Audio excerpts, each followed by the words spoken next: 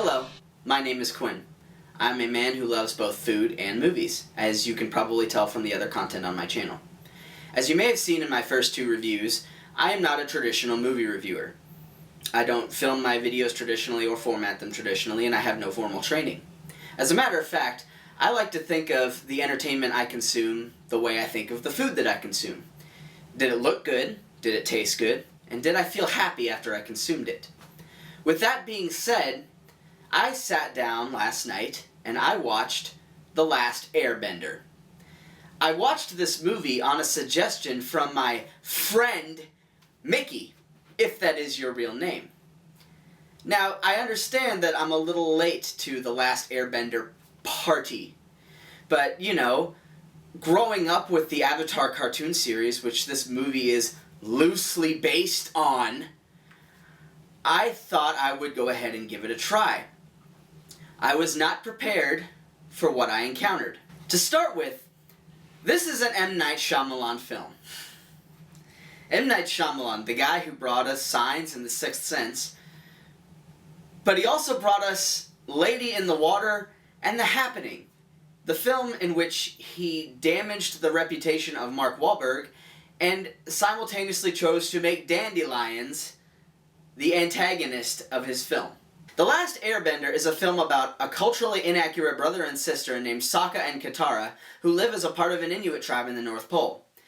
These two siblings find an awkward boy frozen in an iceberg who's supposed to have a goofy and fun-loving personality, but that apparently died on the cutting room floor, alongside Sokka's sense of humor and the reputations of all the actors involved in this film. Together, they discover that he's the Avatar, so enunciated so as not to confuse the martial arts element-bending film with the one about blue alien Pocahontas. The three heroes band together to survive badly choreographed, lazy CGI fight scenes,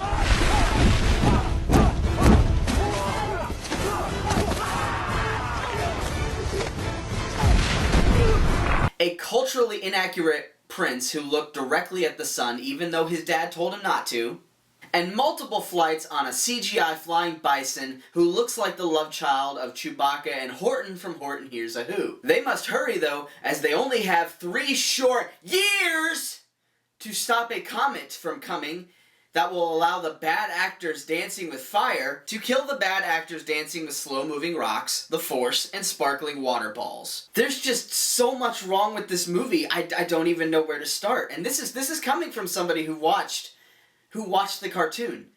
That's my childhood being destroyed on screen. Imagine if somebody took, like, your favorite bowl of cereal, like your favorite cereal, and they poured it into a big bowl, and they filled it up with milk, and then they put it into a bigger bowl, and they put it on the floor, and then they took off their shoes, and then they rubbed their feet all over the dirt in the backyard, and then they stood up, and then they stomped all over the inside of your favorite bowl of cereal. Now replace the cereal with my childhood, and you have the general experience I got from this movie. First off, the casting of the movie.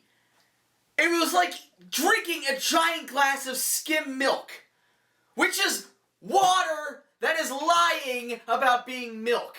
And secondly, how bad was the spelling in this script that 3 of the main characters in the movie had their names mispronounced constantly throughout the entire thing? I mean, come on, M. Night, you said in an interview that you sat down and watched the entire cartoon with your kids. Wrong! Coming from somebody who actually watched the entire cartoon, there is no evidence in this film that you did anything like that, sir. Do you know what would happen if I went to Italy and I asked for a plate of lasagna, a bowl of minestrone soup, and an ice cold cup of gelato to wash it down? I would be tarred and feathered and beaten with stale breadsticks, and I would deserve it. Not to harp on the same thing, but the script. Oh my gosh, the script. I feel like the script was written by Paul Blart if he was being intentionally deprived of a Snickers bar.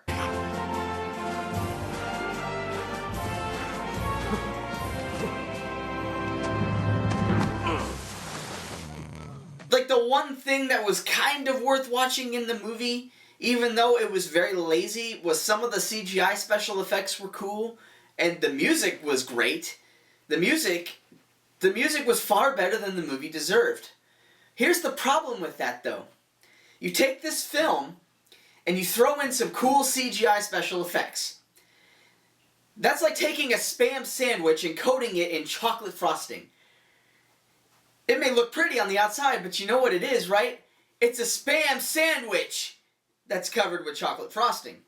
Now you throw in the music, the epic music, the orchestrated soundtrack, and you got some ice cream sprinkles. So you put some ice cream sprinkles on your Spam sandwich that's coated in chocolate frosting. But you know what the problem is? It's still a Spam sandwich that just happens to be coated in chocolate frosting with some ice cream sprinkles. It's time now for the final verdict. Drum roll, please. I give The Last Airbender a soggy Miracle Whip sandwich out of 10.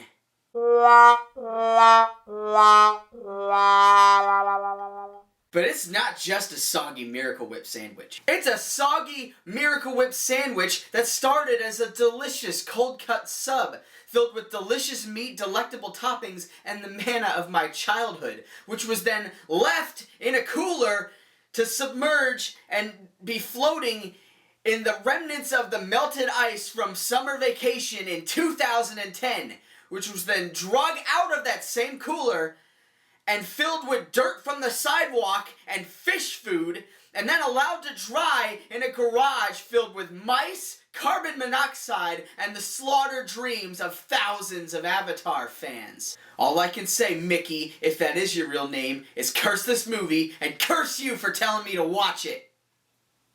Thanks for watching, you guys. If this video made you smile, or even if it just brightened your day a little bit, please hit the button down below and subscribe, and consider sharing this with somebody else who might enjoy laughing at my goofiness. I love you very much, and enjoy the rest of your day.